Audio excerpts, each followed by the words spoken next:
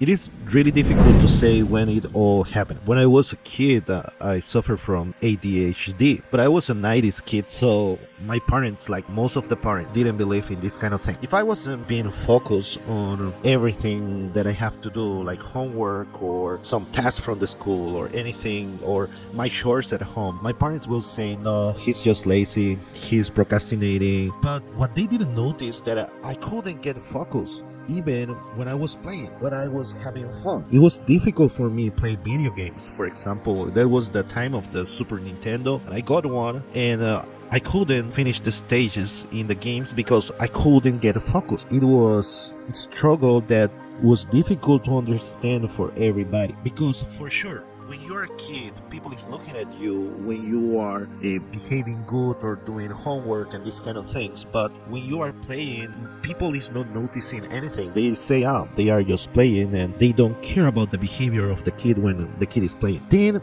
I believe that was the time when my depression started. I feel many times cranky, and it was difficult for me make friends.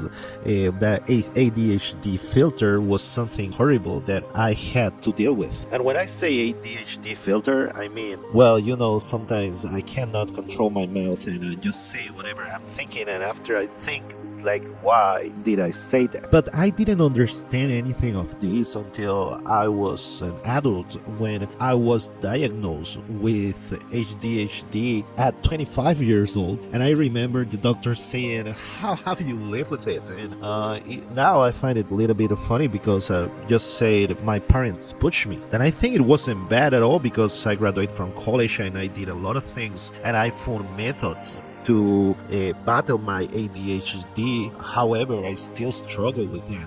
Just making this audio, this video, has been kind of difficult, and you don't imagine how many times I have to explain this and try to talk about this, because it's always difficult to focus, and that has affected me a lot. And that gets you depressed, because you want to finish things, you want to accomplish something, but if you are not accomplishing anything, your life feels empty, and the emptiness takes us to that depression. That's why ADHD is so attached to that depression. Society always reminds us how accomplished we have to be every day, and when you're a person that struggles to accomplish a small task, that's really sad. And through my depression, because of the values that my parents give to me, I never try to end with my life. Even I have thought about that, I never did it, and I never even tried, because thanks to my parents that didn't know anything about this, they put in my heart some values that allow me to keep trying, keep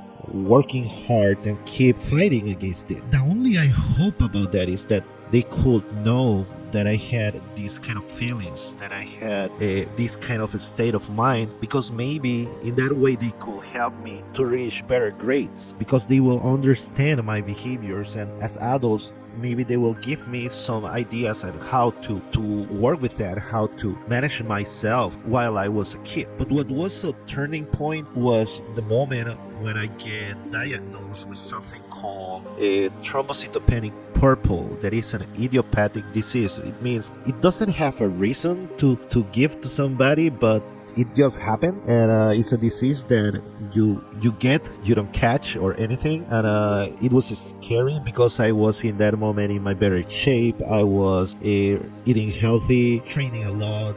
I was good at sports always, so and I love sports actually, and I think also that helped me a lot in my life.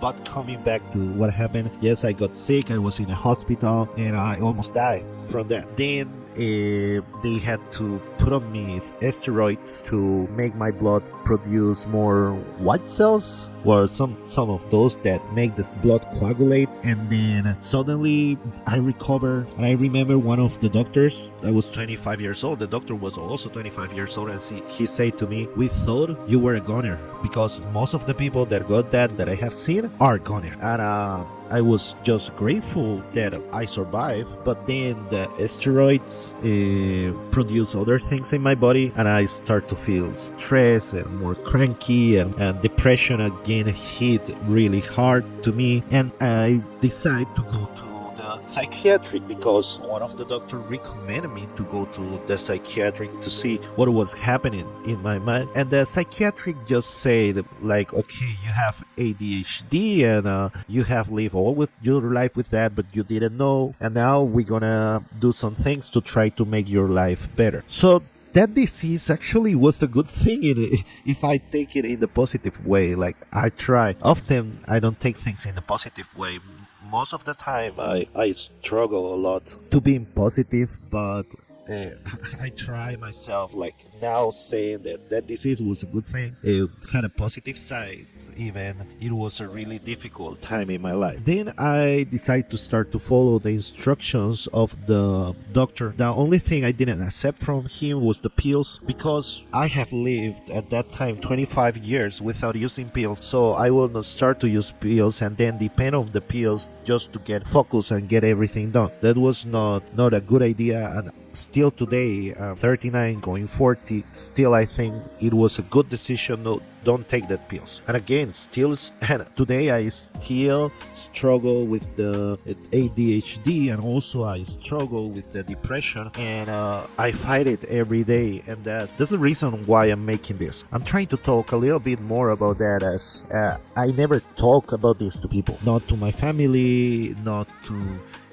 my girlfriend, not to anybody. I don't talk about it. Actually, the funny fact is everybody think I'm a funny guy, really extrovert, and I am actually an introvert, and I'm always depressed, I'm always sad, I always have negative thinking, and I fight against all that. But in my outside, in front of the public, I put a great performance, and everybody think always I'm doing great. And that's another thing that makes this journey difficult, because I keep hiding it from everybody. The only that maybe notice it a little bit more is my mom or my girlfriend. Both of them notice it. Both of them know when I'm down, and sometimes they don't know what to do. And it's okay, because they don't have to know what to do, and they don't have to know what is in my mind, what is crossing my mind. And again, I will never try to end my life, because I have certain values, and I have to thank that values to my parents. And I know that I just have to keep fighting this, because if I don't fight this, who gonna does it for? And I cannot quit. I cannot just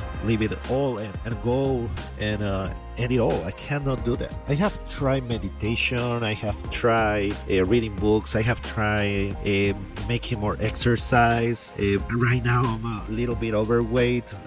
I gained a lot of weight these past 10 years, and I trying to lose it again. I told you I love sports, but that doesn't mean that my anxiety don't lead me to eat a lot, because that's another issue there. When I feel anxious, I start to eat, and I don't want to stop eating. And the food comfort, but I know that's not right for me. And I started dieting, not dieting like to look better, is dieting to take care of my body.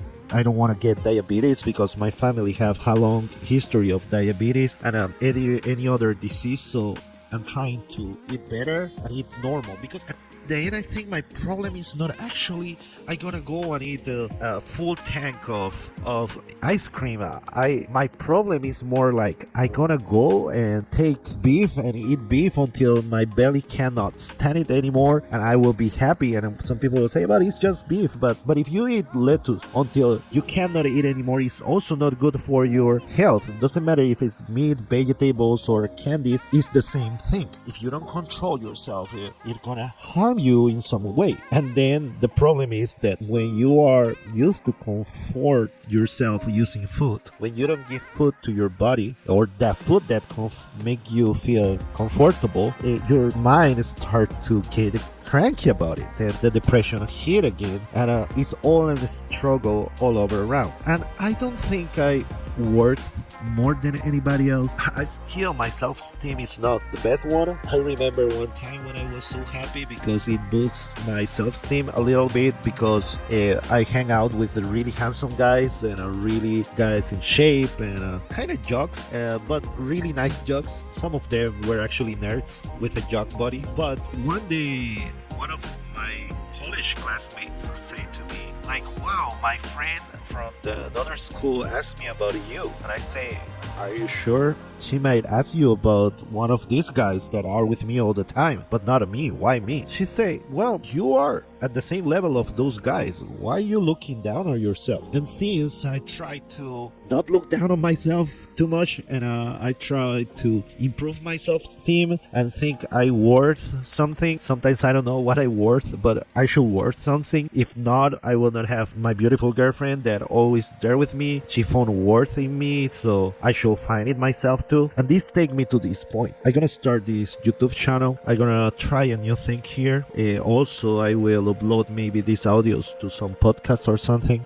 Mostly because I want to liberate myself. Here will be my public diary, and I know that someone out there actually is having the same issues as me, because we are not alone. I know there is a lot of people, but I'm not talking about those people that right now everything is a mental health issue. Oh, I have anxiety. Oh, I have this, I have that. Oh, that gets me so angry. I'm talking about the people that is really suffering for something like this. I'm talking about the people that really need somebody. I'm talking about the people that need to know they are not alone there. And again, I will try to transmit my values, those values that allow me to keep going and don't end everything, because at the end of the day, if we end everything, we don't know what happened next, and it could be better or could be worse. We don't know. So I hope we can have this journey together, and I can share you why I have learned, and also telling you that it keep happening, but I will not let myself fall. I will try to rise always, and